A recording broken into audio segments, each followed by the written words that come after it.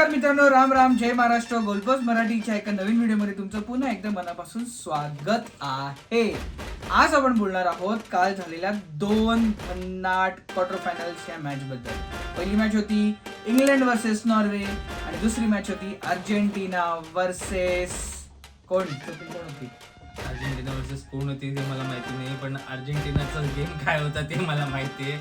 आणि हे चेहरे बघा, हे न झोपलेले दमलेले चेहरे आहेत. हे 4-4.5 तास मॅच बघितलेले चेहरे आहेत. बापरे यार, काय बोलायचं. स्वित्झर्लंड आणि अर्जेंटिना. सो मित्रांनो, आपण बोलणार आहोत या मॅचेस, दोन्ही मॅचेस बद्दल एकदम डिटेल अनालिसिस करायचं आहे. त्यांचे फ्लॉज, त्यांचे विकनेस, त्यांचे स्ट्रेंथ आपण सगळं डिस्कस करणार आहोत. कारण का चार टीमपैकी 2 टीम आता पुढे गेलेले आहेत, त्यांच्या सेमीफायनल्स मध्ये गेलेले आहे. सो चला मग सुरू करूया. माझं नाव दर्शन कदम, मी स्वप्नील कदम. गोलपोस्ट मराठी, आपला फुटबॉल आपली भाषा.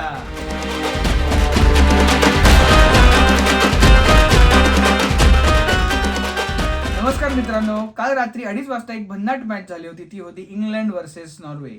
स्वप्नील कदम शेठ, काय झालं मॅच मध्ये? काय मॅच झालं मॅचमध्ये? सगळ्यात पहिले तर इंग्लंड ही सेमीफायनलला पोहोचलेली आहे आणि आता इंग्लंड खेळणार आहे अर्जेंटिना बरोबर सेमीफायनलमध्ये. मॅच एकदम दणकट झाली, मजा आली मॅचमध्ये बघताना. फक्त 120 मिनिटाची मॅच झाली यार. किती दमवून टाकणारी मॅच होती ही, प्लेयर्ससाठी सुद्धा आणि आमच्यासाठी सुद्धा. कारण एका पॉईंट नंतर नॉर्वेचे प्लेयर्स हे दमलेले होते यार, त्यांना पळताच येत नव्हतं. अर्लिंग हालंड सारखा प्लेअर हा सबस्टिट्यूट झाला होता रे एका पॉईंट नंतर. तर त्याच्यामुळे विचार करा किती दमवून टाकणारी मॅच होती ही कालची. करेक्ट. स्कोरलाईन होता नॉर्वे 1 इंग्लंड 2. नॉर्वे ही धक्कादायक प्रकारे हरलेली आहे, इंग्लंड ही पुढे गेलेली आहे. स्वप्नील, खूप काय काय बोलायचं या मॅच बद्दल, मला कळत नाहीये. म्हणजे सुरुवात कुठून करायची? सुरुवात करूया का आपण ह्या मॅचचे विकनेसेस बोलायचं? आपण काय येस, आपण नॉर्वे पासून स्टार्ट करूया ऍक्च्युली हे बोलायला. कारण सगळ्यात पहिले तर नॉर्वेचा हा प्रवास आतापर्यंतच्या या संपूर्ण वर्ल्ड कप मध्ये हा वन ऑफ द बेस्ट टीमचा प्रवास राहिलेला आहे. आपल्याला कोणालाच एक्सपेक्टेड नव्हतं की नॉर्वे क्वार्टर फायनल्स पर्यंत पण पोहोचेल. कारण या टीम मधले जे प्लेयर्स आहेत ते सगळेच प्लेयर्स सगळ्यांना माहिती नव्हते, पण तरी सुद्धा ही टीम आतापर्यंत कडक खेळत इथपर्यंत पोहोचलेली आहे. काही प्लेयर्स त्यांच्या तर खूपच जास्त चांगले खेळलेले होते. 2-3 की प्लेयर्सची नावं जर घ्यायची असेल तर नुसा झाला, शेल्डरूप झाला, हालंडचं नाव तर सगळ्यांना माहितीच आहे, ऑस्कर बॉब सारखा झाला. असं हे सगळे प्लेयर्स ना, हे आता नवीन समजणार आहेत पुढच्या पिढीला की हे सगळे प्लेयर्स पण चांगले प्लेयर्स आहेत वर्ल्ड फुटबॉलमध्ये. पण एवढे चांगले खेळून सुद्धा मग ही टीम हरली का? काही गोष्टी ज्या होत्या त्या इंग्लंडने एक्सप्लॉइट केल्या होत्या. आणि इंग्लंडची टीम ही तसं पण खूप स्ट्रॉंग टीम आहे आणि त्याच्यामुळे इंग्लंडची टीम ही ओव्हरऑल फुटबॉल चांगला केली. अर्थात नॉर्वेची टीमने पण फुटबॉल हा चांगला केला, पण एक छोटासा तो अपर हँड जो असतो ना, जो बेंच स्ट्रेंथचा आणि जो फ्रेशनेसचा, जो टॅक्टिकली, तो इंग्लंडकडे जास्त होता. तर त्याच्यामुळे कदाचित इंग्लंड ही मॅच काढून घेऊन गेले. स्वप्नील, मला त्या कालच्या मॅच मधल्या 2 इन्सिडेंट बद्दल स्पेसिफिकली बोलायचं. तिथे टर्निंग पॉईंट होता असं मला पर्सनली वाटतं, जिथे त्याच्यामुळे मला असं वाटतं की नॉर्वे ही मॅच हरली आहे. पहिलं जो होता सॉर्लॉथनी घेतलेला सेल्फी स्टँड, आणि तो त्यांनी अर्लिंग हालंडला पास का नाही केला? का नाही केला? I so wanted Norway to be coming ahead ह्याच्यामध्ये, पण तिथे ती मॅच फिरली असती. सो काय नक्की चाललंय होतं त्यांच्या? तो पास इझिली झाला पाहिजे होता, कारण तो पास करण्यासारखाच होता. कारण तो सॉर्लॉथला तो तसा पण तो शॉट मिळाला नसता. दुसरी गोष्ट, सॉर्लॉथ हा अर्लिंग हालंड सोबत स्ट्रायकर आहे आणि तो विंग्स मध्ये खेळतो आणि त्याचं तसं पण पहिल्यापासून बेनसलं होतं. या संपूर्ण वर्ल्ड कप भर त्याचा परफॉर्मन्स तसाच वाटत होता. आणि त्याच्यानंतर कुठे ना कुठे तरी त्याने तो आपला स्टार मुवमेंट ती त्याची आहे असं त्याला वाटलं आणि त्याने मग तो शॉट घेतला. त्याने तो पास केला नाही. काय माहिती नाही त्याच्या डोक्यात काय आलं, पण तर जर तो गोल झाला असता ना, तर तो टर्निंग पॉईंट झाला असता त्या मॅचचा. सॉर्लॉथला 3.9 स्टार्स मिळाले आणि अर्लिंग हालंडला 4.0 स्टार्स मिळाले. अर्लिंग हालंड पण कालच्या गेम मध्ये त्याला शांतच ठेवलं होतं इंग्लंडने. इंग्लंडला समजलं होतं की ह्याच्यावरती ह्याला कसं शांत करू शकतो. आणि रादर नॉर्वेकडून पण काही एफर्ट आले नाहीत अर्लिंग हालंड पर्यंत, कारण त्या काही क्रॉसेस वगैरे पण आले नाही. एखाद क्रॉस होता फर्स्ट हाफ मध्ये, जो पण मिस झाला होता.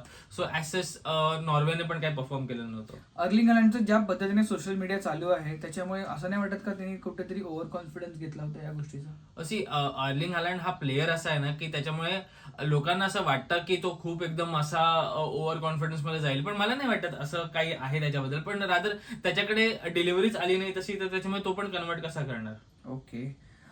दुसरा इन्सिडेंट जो माझ्यासाठी खूप मोठा धक्कादायक होता आणि तो का इग्नोर केला जातो आजही, त्याच्यावर काय इन्व्हेस्टिगेशन होत नाही. स्वप्नील, नायलंडनी बॉल किक करून तो वरती हवेमध्ये होता आणि स्पायडर कॅमच्या नेट वायरला लागून तो बॉल डायरेक्टली नोज डायव्ह करून खाली पडला. फिफाचा रूल असा सांगतो की जर एखादा बॉल कुठल्याही फॉरेन ऑब्जेक्टला किंवा स्टेडियमच्या बाहेरच्या ऑब्जेक्टला किंवा वरती कुठल्या ऑब्जेक्टला जर लागला तर तो डायरेक्ट ड्रॉप ऑफ होतो, तो डायरेक्ट ड्रॉप कॉल घेतला जातो आणि तो त्याला सोडून देतात वरून, तो गेम तिथे थांबवला जातो आणि डेड बॉल होतो आणि तिथून आहे चालू केलं.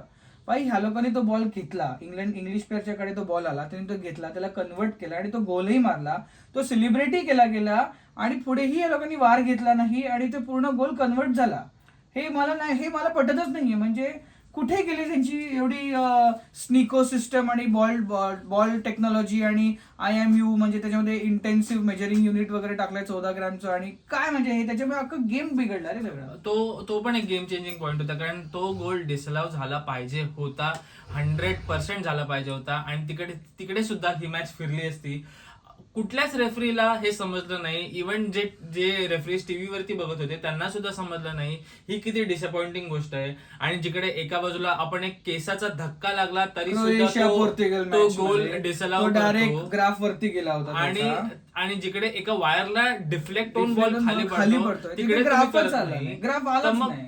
मग आयदर ते चुकीचं आहे किंवा हे चुकीचं आहे किंवा दोन्ही चुकीचं आहे किंवा दोन्ही बरोबर आहे. काय बोलायचं मग आता? नाही, हे एकदम डिसअपॉइंटिंग आहे. कारण का मला माहित नाही नॉर्वेची टीम आणि नॉर्वेची मॅनेजमेंट हे कितपर हे घेऊन जाईल. पण स्वप्नील माहितीये का, गोल डिसिजन देऊन सुद्धा VR मध्ये बघून तो डिसअलाव केलेले आहे त्याच्या आधी.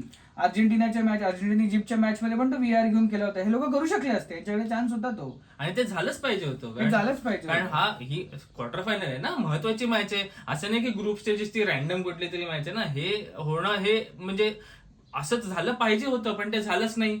आणि मला तर असं वाटतं की आता ही इंग्लंड आणि नॉर्वेची मॅच होती आणि हे सगळं असं झालं.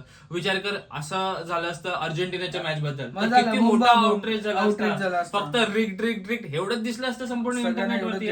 मग काय, हे अनफेअर आहे टोटली. मला एकदम डिसअपॉइंटेड आहे मी फिफाच्या या रेफरी सिस्टम बद्दल. ते बॉल टेक्निक फकॉलच सगळे, म्हणजे काय बोलायचंच नाही त्याच्याबद्दल. कारण का क्रोएशिया पोर्तुगल मॅच मध्ये पण ते दिसून आलं आणि ह्या मॅच मध्ये एव्हिडेंटली दिसलं. आता जे तुम्ही टेलिकास्ट बघताय किंवा तुम्ही रील्स मध्ये बघताय ते तुम्हाला कोणीतरी फॅन कॅमेऱ्यामध्ये दिसतंय, पण मी स्वतः ती मॅच लाईव्ह टेलिकास्ट बघितली होती आणि तो कॅमेरा समोरच होता. तो बॉल जातोय व लागतोय डायरेक्ट खाली पडतोय, हे दिसलं होतं मला. Swapnil, to be very honest, मला तेव्हा असं वाटलं नव्हतं की असा काय रूल आहे की तो ड्रॉप बॉल केला जातो किंवा तो डेड बॉल केला जातो. मला वाटलं गेम कंटिन्यू होतो. नंतर गोष्टी पुढे आल्या की अरे नाही, रूल होता तसा. येस, नाही तो रूल आहेच तसा, फिफाचाच रूल बनवलेला आहे ना तसा. मग तुम्ही रूल फॉलो करा. आतापर्यंत आपण रूलच फॉलो करत आलेलो आहे ना, आणि सगळे रूल असंच बोलतायत ना सगळे. मग हा पण रूल फॉलो करायला पाहिजे होता ना. See, nothing is taking away from England. England ही खूप चांगली खेळली, इंग्लंड खूप कडक खेळली, पण हा जो डिसिजन होता हा कदाचित गेम चेंजिंग डिसिजन झाला असता. तो गोलच पडला नसता तर मग काय झालं असतं. सो आपले स्टॅट्स बघूया आपण. स्टॅट्स हे इक्वलच आहेत दोघांचे ऑलमोस्ट. कारण का मला वाटतं मग कुठेतरी की ह्या इन्सिडेंट्समुळे इंग्लंड कुठेतरी जिंकलेली आहे. I don't find this victory as a victory for England, to be very honest. Stats बघूया आपण. टोटल शॉट्स क्रिएटेड हे 13 होते नॉर्वेचे आणि 14 होते हे इंग्लंडचे. 4 शॉट्स ऑन टार्गेट होते नॉर्वेचे आणि 8 शॉट्स ऑन टार्गेट होते इंग्लंडचे. इट्स खूप बॅलन्स्ड गेम होता. फक्त ह्या अशा छोट्या मोठ्या इतरांच्या चुकांमुळे आणि या गोष्टींमुळे कुठेतरी इंग्लंड जिंकलेली आहे.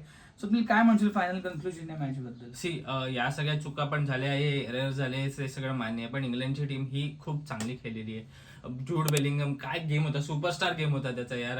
इव्हन बेंचवरतून येऊन स्पेन्सचा गेम चांगला होता, एझे चांगला खेळला होता, बुकायो साखा डिफेन्स मध्ये पण चांगला खेळत होता, तो बॉल विनिंग करत होता, तो ड्रिबल करत होता, तो गोल क्रिएशन करत होता, त्याचा पण गेम चांगला होता. सो ओव्हरऑल इंग्लंडची टीम ही खूप चांगली खेळलेली आहे. त्याच्यामुळे असं काहीच नाही, nothing is taking away from England. England खूप बाप खेळलेली आहे आणि ते डिझर्व करत होते सेमीफायनलला जाण्यासाठी, जसं ते गेम खेळत आले आतापर्यंत. आता इंग्लंडच्या कॅम्पमध्ये पण असं काहीतरी झालेलं आहे की जी हलवून टाकणारी गोष्ट आहे इंग्लंडच्या टीमला. कारण थॉमस टुकल एका इंटरव्ह्यू मध्ये असं बोलतो मॅच नंतर की डिसअपॉइंटिंग आहे, ही विन सारखी नाहीये कारण तुम्ही व्यवस्थित खेळला नाही आहात. आणि त्याच्यानंतर लगेच जूड बेलिंगम बोलतो की थॉमस टुकलला माहिती नाही की फील्डवरती कसं खेळायचं. आणि त्याच्यामुळे तुमच्याच कॅम्पमध्ये काहीतरी अशा गोष्टी चालू आहेत. आणि मला हे नकोय की समोरची टीम या गोष्टीचा फायदा घेऊन गेम आपला सुधारेल किंवा मग काहीतरी फायदा घेऊन मग गेम खेळेल. सो इंग्लंडची टीम तुम्हाला बघावं लागेल यार काहीतरी. हे असं प्रेस कॉन्फरन्स मध्ये तरी येऊन तुम्ही नाही बोलायला पाहिजे direct. स्वप्नील, असाच एक इन्सिडेंट पुढच्या मॅच मध्ये झालाय. आपण आता पटकन पुढच्या मॅच मध्ये बोलूया. पुढची मॅच होती अर्जेंटिना वर्सेस स्वित्झर्लंड. स्वप्नील, खुश आहेस का? नाही, अजिबात नाही. अशी अर्जेंटिना जिंकली याचा आनंद आहे मला, सो तसं काहीच नाहीये. पण ज्या प्रकारे अर्जेंटिना जिंकली ना त्याच्याबद्दल मी खूप डिसअपॉइंटिंग आहे. तुमचा गेम हा वाईट होता, संपूर्ण गेम वाईट होता.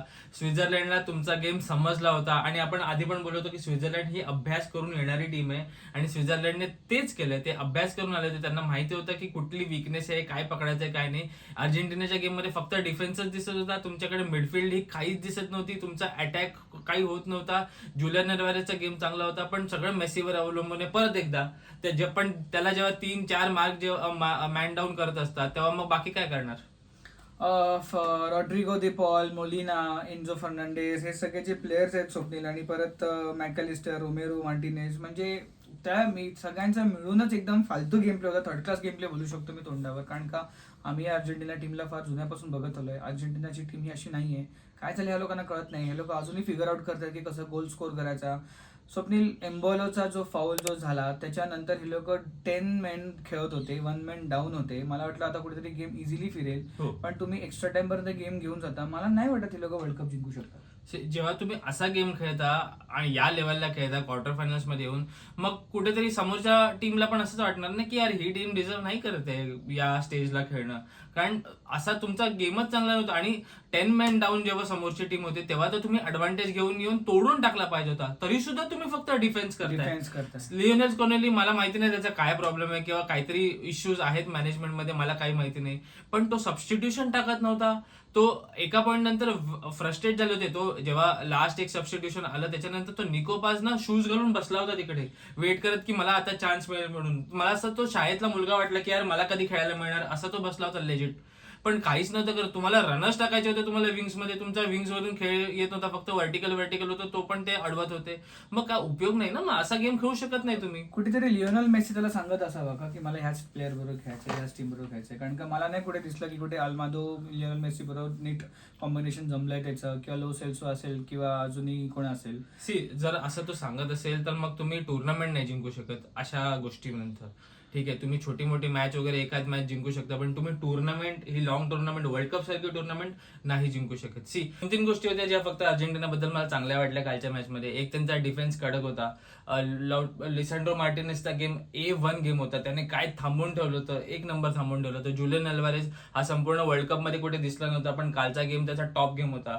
तो पुढे पण जात होता, तो डिफेन्स पण येऊन मदत करत होता, त्याचा पण गेम चांगला होता. परेडेसचा गेम चांगला होता. या 2-3 गोष्टी सोडल्या तर असं काही कुठली म्हणजे तुमची टीम काय खेळलीच नाही यार चांगली. नाहीच खेळली. आणि टर्निंग पॉईंट हा झाला मॅचचा कालचा की एम्बॉलोचा तो सिम्युलेटेड डाईव्ह. मला कळत नाही स्वप्न, हे लोक वर्ल्ड कप स्टेजमध्ये आहेत, ह्या लोकांना बेसिक रूल्स पण माहिती नाहीत की कसं खेळतात. आणि तुम्ही डायरेक्ट डाईव्ह कुठे मारता?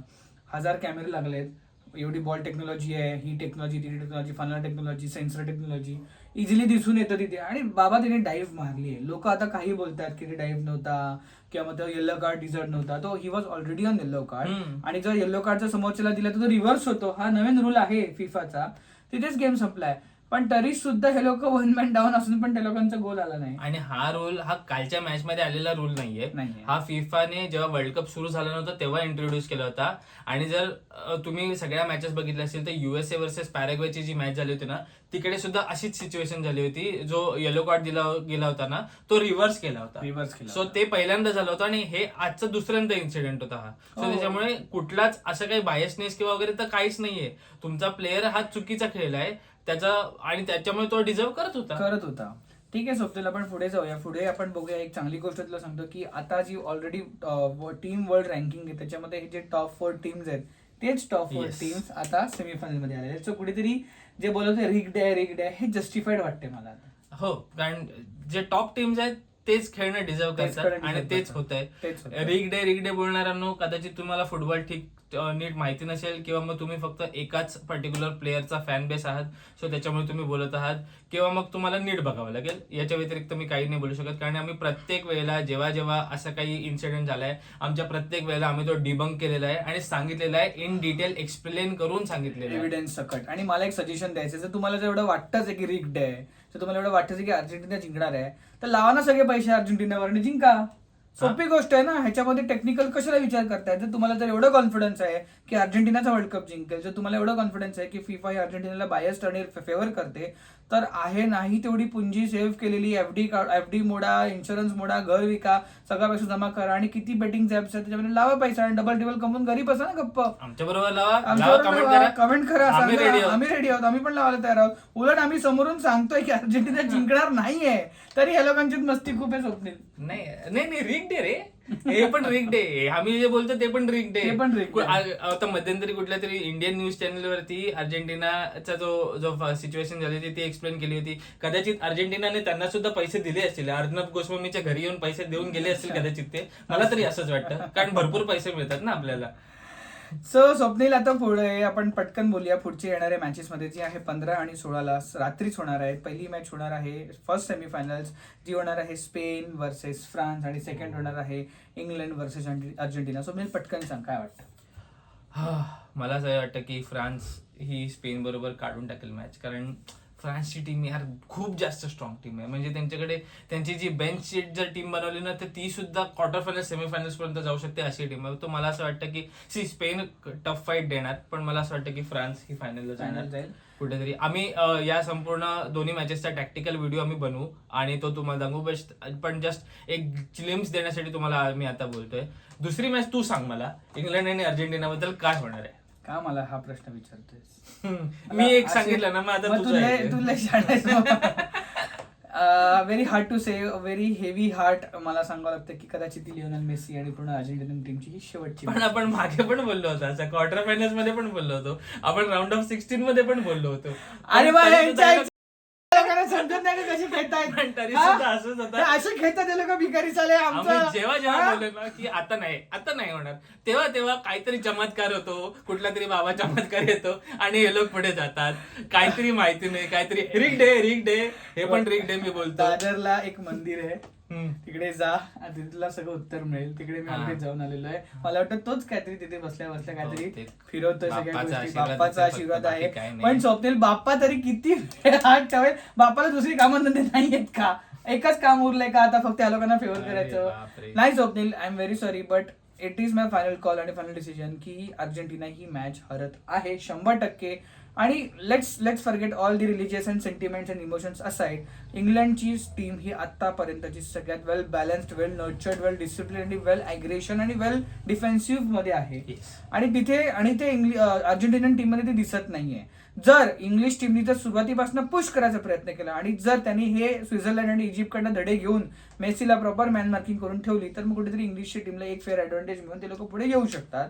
पण अर्जेंटिनियन टीम पण काही शांत बसणार नाहीये, ते लोक पण आहेतच. कारण का काय माहितीये का, एमिलो मार्टिनेजला इंग्लिश प्रीमियर लीगचा फार अनुभव आहे. त्याला त्या सगळ्या समोर खेळणाऱ्या सगळ्या प्लेयरचा फार अनुभव आहे. एन्झो फर्नांडिस आहे, मॅकॅलिस्टर आहे, सगळे आहेत. दुसरी गोष्ट, मेसी हा इंग्लिश प्लेअरच्या समोर तोडतो, हा तोडून खेळतो. त्यात आता बोलायला नाही पाहिजे, पण तुमचा जो एक प्लेअर आहे, जो गोट आहे दुसरा क्रिस्टियानो रोनाल्डो, त्याच्यापेक्षा चांगले स्टॅट्स हे लिओनेल मेसीचे आहेत इंग्लिश प्रीमियर लीग.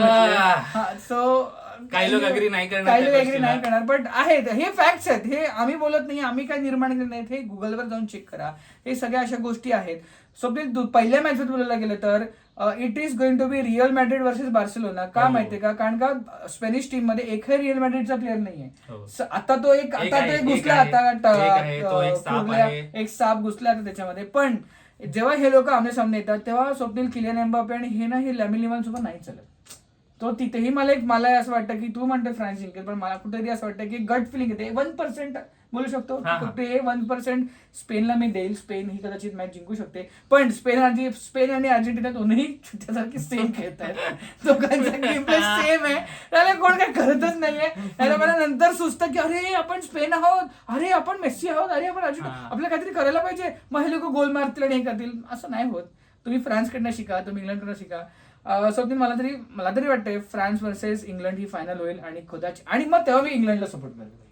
तेव्हा अख्खी दुनिया इंग्लंडला सपोर्ट असं वाटतंय, कारण फ्रान्सने ऑलरेडी वर्ल्ड कप जिंकलेला आहे 2018चा, त्याच्यानंतर 22ला परत फायनल गेली. इंग्लंडची टीम कधीपासून एकच वर्ल्ड कप आहे त्यांचा, तो पण आला होता काहीतरी 90s मध्ये. सो त्याच्यामुळे इंग्लंडची टीम ही खूप डेस्परेट आहे हा वर्ल्ड कप जिंकण्यासाठी, आणि कदाचित थॉमस टुकल आणि त्याची टीम हा वर्ल्ड कप मारू शकते असं मारू कुठेतरी शकते. वाटतंय आम्हाला. आहे. पण ठीक आहे, बघूया आपण. आतापर्यंत आमचे प्रेडिक्शन बऱ्यापैकी फसलेले आहेत, चुकलेलेच आहेत मला तर almost. असं वाटतं की आमचं हे पण आमचा प्रेडिक्शन बिचारा- फसावं आणि कुठली तरी एक निळ्या कलरची जर्सी वाली टीम फायनलला येऊन ती जिंकून जावी असं मला आता वाटतं. पण ठीक आहे, निळे बघूया. निळे सगळेच निळे आहेत, फक्त एक निळा सोडून. फ्रान्सचा पण निळा आहे, आपला- इंग्लिशचा पण निळा आहे, अर्जेंटिनाचा पण निळा आहे, अर्जेंटिनावाला फक्त तेच निळा लोक आहे. लाल घेऊन बसले. अर्जेंटिनावाला निळा आहे. तू क्लॅरिफाय कर, उगाच त्यानं देवाला काहीतरी वेगळं नाही, अर्जेंटिनावाला निळा बोलतोय मी. अर्जेंटिनावाला निळा, स्काय ब्लू कलरचा निळा स्ट्राईप वाला तो येऊ दे. पण ठीक आहे, let's be fair, well deserving team ही जिंकू दे. आणि